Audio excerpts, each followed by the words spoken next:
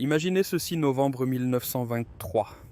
Vous vous tenez dans une boulangerie berlinoise et le tableau des prix derrière le comptoir affiche 200 milliards de marques pour une seule miche de pain. Pas 200 de marques, pas 200 000, 200 de milliards. La femme devant vous sort une brouette non pas pour transporter des courses, mais pour transporter assez d'argent liquide pour payer du lait. Au moment où vous arrivez en tête de file, le boulanger barre le prix et écrit 250 milliards. Le marque a perdu 30% de sa valeur alors que vous faisiez la queue pendant 12 minutes. Ce n'est pas de la fiction dystopique. C'était la République de Weimar. Et cela s'est reproduit encore et encore. Venezuela 2018. Une boîte d'œufs coûtait 7 millions de bolivars. Zimbabwe 2008, un ticket de bus nécessitait un billet de 100 billions. Liban 2023. La monnaie a perdu 98% de sa valeur en 4 ans, transformant des médecins en indigents du jour au lendemain. Voici ce qui m'empêche de dormir la nuit. Ce n'est pas si votre monnaie va s'effondrer. Historiquement, c'est quand. La durée de vie moyenne d'une monnaie fiduciaire est de 27 ans. Le dollar existe depuis 1971. Faites le calcul. Alors voici la question qui compte vraiment quand les règles de l'argent sont réécrites du jour au lendemain. Qu'est-ce qui conserve de la valeur ? J'ai parcouru un siècle d'autopsies économiques de Weimar au Venezuela, du Liban au Zimbabwe, et j'en ai tiré l'analyse médico-légale financière. Pas de théorie, pas de spéculation des faits historiques. À la fin de cette vidéo, vous saurez exactement quels sont les 5 actifs qui ont survécu quand les empires brûlaient et lesquels se sont évaporés plus vite qu'une monnaie en hyperinflation. Restez avec moi. Avant de plonger, comprenez ceci, l'effondrement d'une monnaie suit un schéma. C'est mathématique et prévisible. Première étape, le gouvernement dépense plus qu'il ne perçoit. Deuxième étape, il imprime de l'argent pour combler l'écart. Troisième étape, la monnaie commence à perdre son pouvoir d'achat. Quatrième étape, les gens fuient vers des alternatives. Cinquième étape, effondrement complet. À chaque fois. L'Allemagne de Weimar est passée de 320 marques par dollar à la mi-1922 à 4,2 billions de marques par dollar. En novembre 1923, c'est une perte de 98% en 18 mois. Le bolivar du Venezuela est passé de 10 par dollar à plus d'1 million par dollar en une décennie. La livre du Liban s'est effondrée de 1500 par dollar à 89 000 en 4 ans. Même schéma, mêmes étapes, mêmes résultats. Alors qu'est-ce qui a survécu ? Laissez-moi vous montrer. Les métaux précieux, l'or et l'argent. Ce sont les actifs que les gouvernements ne peuvent pas imprimer et que les banques centrales ne peuvent pas déprécier. Voici le calcul brutal lors de l'effondrement de Weimar. Si vous déteniez des marques papier, vous perdiez tout 100%, un anéantissement total. Si vous déteniez de l'or, vous mainteniez entièrement votre pouvoir d'achat. Une once d'or, vous achetez le même panier de biens avant, pendant et après l'hyperinflation. La monnaie a changé. L'or, non. Même schéma au Zimbabwe. Quand le régime de Mugabe a imprimé le billet de 100 billions, quiconque détenait de l'or était protégé. Idem au Venezuela. Alors que les bolivars perdaient toute valeur, l'or conservait la sienne. Et nous le voyons en ce moment même en Turquie. Les données de fin 2024 montrent que les comptes de dépôt d'or dans les banques turques ont grimpé d'1,36 billion de lire à 2,72 billions de lire en un seul trimestre. C'est un doublement en 3 mois. Pourquoi ? Parce que les Turcs voient le schéma inflation galopante, dépréciation de la monnaie, et ils fuient vers le seul actif qui a survécu à chaque effondrement de l'histoire humaine. Voici ce que les détracteurs de l'or ne comprennent pas. L'or n'a pas besoin de faire quoi que ce soit. Il n'a pas besoin de bénéfices ou de dividendes. Sa seule fonction est de ne pas être déprécié. Quand l'offre de monnaie fiduciaire explose, le pouvoir d'achat de chaque unité s'effondre. L'offre d'or ne peut pas être étendue de manière arbitraire, elle devient donc relativement plus précieuse par défaut. Pendant la crise financière de 2008, l'or a initialement chuté, alors que la liquidité se figeait, mais une fois la poussière retombée, il a augmenté de 166% en moins de 3 ans. L'argent a fait encore mieux avec 448%. Pendant la stagflation des années 1970, l'or a chuté de près de 50% au milieu de la décennie, puis a touché le fond en 1976 et a bondi de 440% au cours des 3 années suivantes. Reconnaissance de schéma vérifié et indéniable. Le mécanisme est brutalement simple. Les métaux précieux sont une assurance contre la défaillance du système monétaire, pas une spéculation. Une assurance, vous les détenez parce qu'ils ne font rien, sauf préserver le pouvoir d'achat quand tout le reste brûle. Devises étrangères fortes. Quand votre monnaie nationale meurt, la soupape de sécurité consiste à détenir la monnaie stable de quelqu'un d'autre. Laissez-moi vous emmener à Beyrouth en octobre 2019. Vous êtes infirmière. Vous avez économisé 50 000 $ sur votre compte bancaire au cours d'une décennie de travail. La livre libanaise est indexée à 1507 par dollar. Elle est depuis 1997 solide comme le roc pendant 22 ans, puis l'indexation rompt. En août 2019, le taux du marché noir atteint 1600. En avril 2020, il atteint 3000. En mars 2021, il atteint 14 000. D'ici 2025, le taux officiel est de 89 000 livres par dollar. Vos 50 000 $ d'épargne libellée en livres valent désormais 1000 $. Vous avez perdu 98% de votre pouvoir d'achat, alors que le chiffre nominal sur votre compte est resté le même. Mais voici le plus fort, votre collègue, une autre infirmière, a gardé ses économies en dollars américains, physiquement, en espèces, en dehors du système bancaire. Elle a maintenu 100% de son pouvoir d'achat. Pas parce que le dollar était magique, elle aurait pu utiliser des francs suisses ou des euros, mais parce qu'elle détenait une monnaie qui ne s'effondrait pas. Ce schéma se répète partout. Le Zimbabwe s'est dollarisé avant que le gouvernement ne le rende officiel. Les gens ont totalement abandonné le dollar zimbabwéen et ont commencé à utiliser des dollars américains pour les transactions. L'Équateur a fait de même en 2000 après une crise financière. Le Salvador en 2001. Le Panama est dollarisé depuis 1904. Le Venezuela en ce moment même les Vénézuéliens utilisent des dollars pour les achats importants, même si le bolivar a toujours cours légal techniquement. Argentine, vous achetez de l'immobilier en dollars, pas en pesos. Cambodge, les distributeurs automatiques délivrent des dollars américains, pas des riels. Ce n'est pas un choix politique, c'est un mécanisme de survie. Quand la monnaie nationale échoue, les gens rationnels passent à une devise étrangère stable. Le gouvernement peut imposer tout ce qu'il veut, mais les gens votent avec leur portefeuille. La leçon est claire, l'accès aux devises étrangères pendant une crise est une protection totale. Une personne détenant des dollars pendant l'effondrement libanais a maintenu son patrimoine. Une personne détenant des livres a perdu 98%. Ce n'est pas de la volatilité de marché, c'est la différence entre la survie et l'anéantissement. Action productive. Bourse et participation dans des entreprises réelles avec des actifs réels. Voici ce qui surprend les gens. La bourse du Venezuela a augmenté de plus de 3400% en 2024. La bourse de Caracas a bondi de 2400%. Je suis plus de 6000 en 9 jours de bourse en janvier 2026. Certaines actions sont devenues paraboliques. Mercantile Servicios Financieros, AJOC de 200%, KNTV de 219%, Banco Provincial de 171%. Vous pourriez penser, attendez, l'économie s'effondre et les actions s'envolent. Ça n'a aucun sens. C'est faux. C'est parfaitement logique une fois que l'on comprend ce que sont les actions. Une action n'est pas un morceau de papier.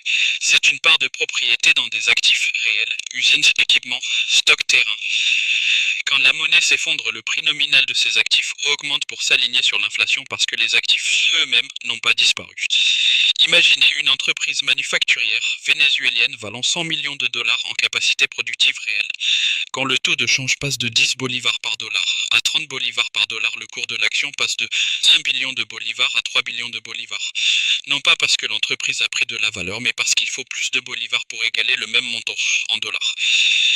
Mais voici la distinction critique que la plupart des gens oublient. Toutes ces actions ne survivent pas de la même manière. Seules les entreprises dont les flux de revenus sont diversifiés, hors de l'économie en effondrement, maintiennent leur valeur réelle. Une entreprise dont 100% des revenus sont en bolivars voit sa rentabilité réelle s'effondrer, même si le prix nominal de son action augmente, car elle doit reconvertir des bolivars sans valeur en dollars pour acheter des intrants étrangers. Inversement, une entreprise qui exporte 50% de sa production reçoit directement des revenus en dollars. Ses coûts en bolivars diminuent en termes réels, tandis que ses revenus en dollars restent stables. La rentabilité réelle s'améliore pendant la dévaluation. Pour les actionnaires, cela devient une véritable protection contre l'inflation. Les recherches sur la crise latino-américaine de 1982, la crise du peso mexicain de 1994 et l'effondrement de l'Asie de 1998 le confirment. Les investisseurs directs exploitant des installations manufacturières capables de réorienter les ventes des marchés locaux vers les marchés d'exportation ont survécu et prospéré. Les autres formes d'investissement ont chuté en territoire négatif. La clé était la capacité d'exportation. Donc la leçon, les actions productives avec des flux de revenus internationaux ne sont pas seulement des survivantes, elles sont bénéficiaires de l'effondrement de la monnaie. Mais les entreprises uniquement nationales, elles brûlent avec la monnaie. Consommables et biens de troc. Quand le système monétaire formel échoue complètement, l'activité économique ne s'arrête pas. Elle se réorganise autour de différents moyens d'échange. Après la Seconde Guerre mondiale en Allemagne, le Reichsmark était si déprécié qu'il a été effectivement abandonné. Les gens échangeaient des biens contre des cigarettes, du charbon et des pommes de terre. Les cigarettes sont devenues particulièrement importantes en tant que monnaie temporaire. Les soldats américains achetaient des cigarettes dans les économates de l'armée pour quelques centimes et les échangeaient avec des Allemands contre des biens et services valant exponentiellement plus. Pourquoi des cigarettes ? Des cartouches standardisées, facilement divisibles, non périssables, légères et largement acceptées. Elles possédaient toutes les propriétés de la monnaie, sauf une, un gouvernement ne les émettait pas. Les marchés noirs près des gares dans les grandes villes allemandes fonctionnaient 24 heures sur 24 et 7 jours sur 7, échangeant tous des billets de train aux faux documents avec des cigarettes comme moyen d'échange. Voici la preuve économique quand de gros arrivages de colis de la Croix-Rouge parvenaient aux camps de prisonniers, injectant parfois des centaines de milliers de cigarettes d'un coup dans la masse monétaire du camp. Cela provoquait une inflation des prix en cigarettes. Même mécanisme que l'expansion de la monnaie fiduciaire, plus de cigarettes pour les mêmes biens, égale théoriquement des prix de cigarettes plus élevés. Avance rapide vers le Venezuela 2018. Alors que le bolivar perdait toute valeur, les Vénézuéliens se sont lancés dans le troc. Des pêcheurs échangeaient leur prise contre de la farine, juste pour nourrir leurs enfants.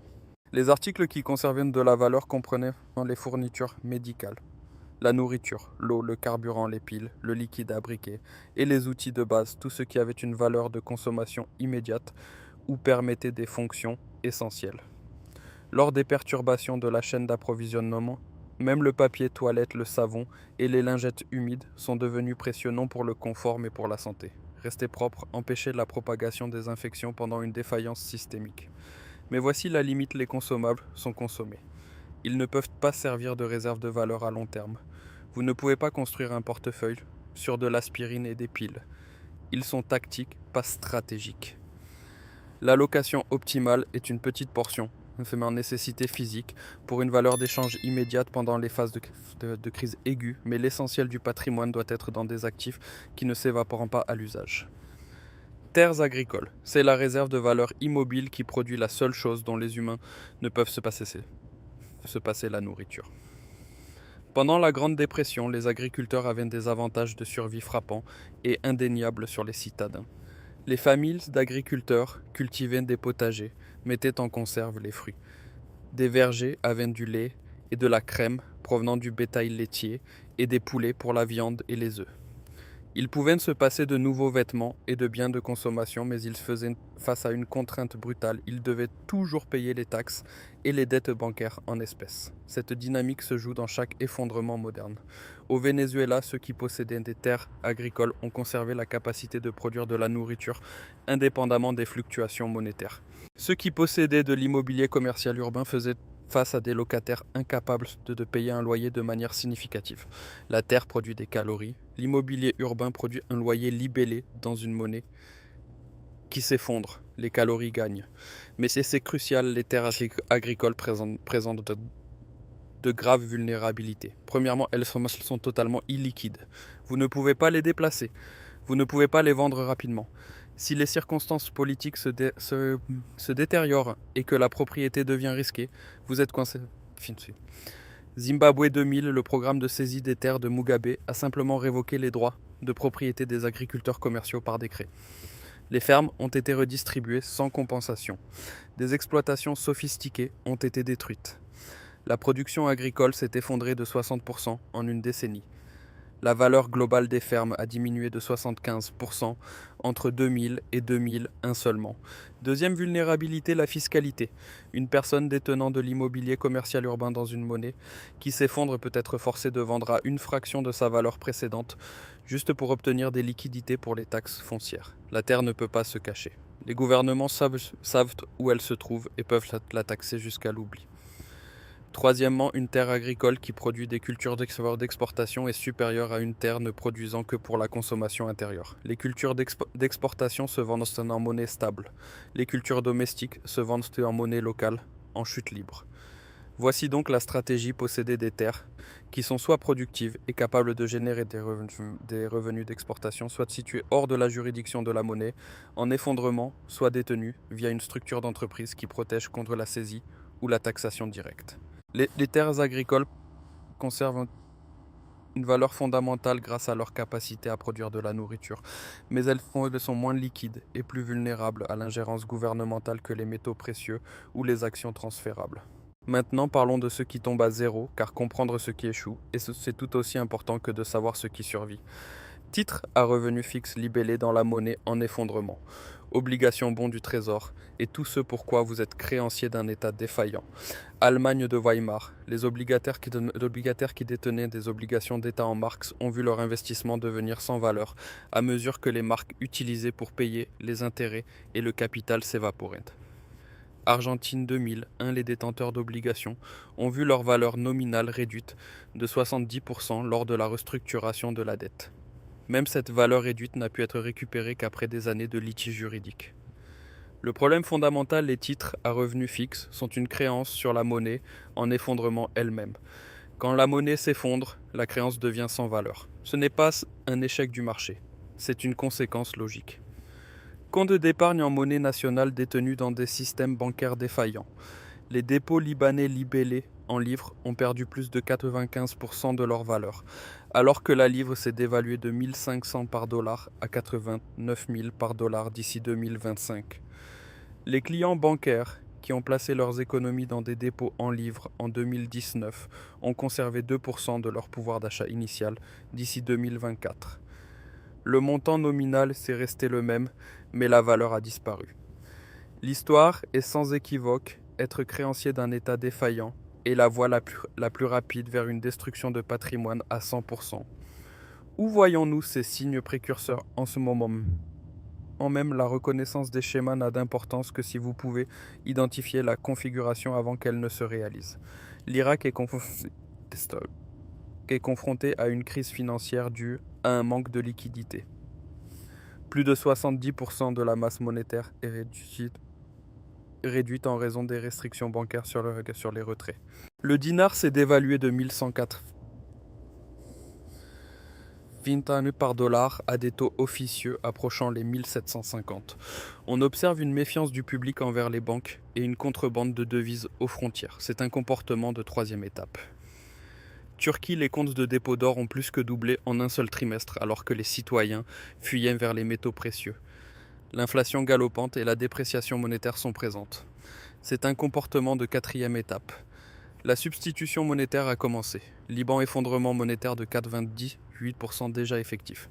Le système bancaire est techniquement insolvable. C'est l'étape 5, échec complet. Et puis il y a l'éléphant dans la pièce, les États-Unis. 38 billions de dollars de dette. Un ratio dette sur PIB qui explose de manière insoutenable. Les paiements d'intérêts sur la dette nationale sont désormais plus élevés que les dépenses militaires. La part du dollar dans les réserves de change mondiales est tombée de 80% au milieu des années 70 à 65% aujourd'hui. C'est le même chemin que celui emprunté par la livre sterling lors de son déclin en tant que monnaie de réserve mondiale. En 1913, La Grande-Bretagne était le plus grand créancier du monde. En l'espace de 40 ans, elle est devenue débitrice nette et le dollar a remplacé la livre sterling. Le schéma est visible si vous êtes prêt à regarder. Alors voici la vérité brutale, l'effondrement d'une monnaie n'est pas hypothétique. C'est la norme historique. La monnaie fiduciaire moyenne dure 27 ans. 89% de toutes les monnaies qui ont existé n'existent plus. La question n'est pas de savoir si votre monnaie va échouer. La question est de savoir si vous vous serez positionné pour survivre quand cela arrivera. Les 5 actifs qui ont survécu à chaque effondrement depuis 1923 sont 1. Les métaux précieux. La réserve de valeur universelle. 2. Les devises étrangères fortes, la soupape de sécurité. 3. Les actions productives avec des revenus d'exportation. Les bénéficiaires de la dévaluation. 4. Les consommables et les biens de troc. La liquidité tactique quand les systèmes se figent. Et 5. Les terres agricoles, le générateur de calories. Les actifs qui sont tombés à zéro sont 1. Les titres à revenus fixes en monnaie nationale, le crédit à l'anéantissement. Et 2. Les comptes d'épargne en monnaie qui s'effondrent, l'anéantissement du pouvoir d'achat. La leçon n'est pas d'abandonner entièrement les actifs nationaux ou de devenir un survivaliste stockant de l'or dans un bunker. La leçon est qu'une véritable diversification exige de détenir différentes formes de valeurs qui réagissent différemment à une défaillance du système monétaire. Un portefeuille composé uniquement d'actions dans un seul pays court un risque catastrophique si ce pays subit un effondrement monétaire. Un portefeuille composé entièrement d'obligations libellées dans une monnaie qui s'effondre sera détruit. Un portefeuille véritablement diversifié comprend une exposition aux métaux précieux comme assurance des actifs en devises étrangères pour se protéger contre le risque spécifique à une monnaie des actions productives avec des flux de revenus internationaux et éventuellement des actifs réels dans des juridictions stables. Les signes d'alerte contemporains en Irak, en Turquie et au Liban suggèrent que les crises monétaires restent une possibilité réelle. Le dollar américain reste stable, mais les données historiques prouvent amplement que ce statut ne peut être tenu pour acquis indéfiniment. L'approche la plus prudente n'est pas de paniquer, c'est de reconnaître le schéma et de se positionner en conséquence.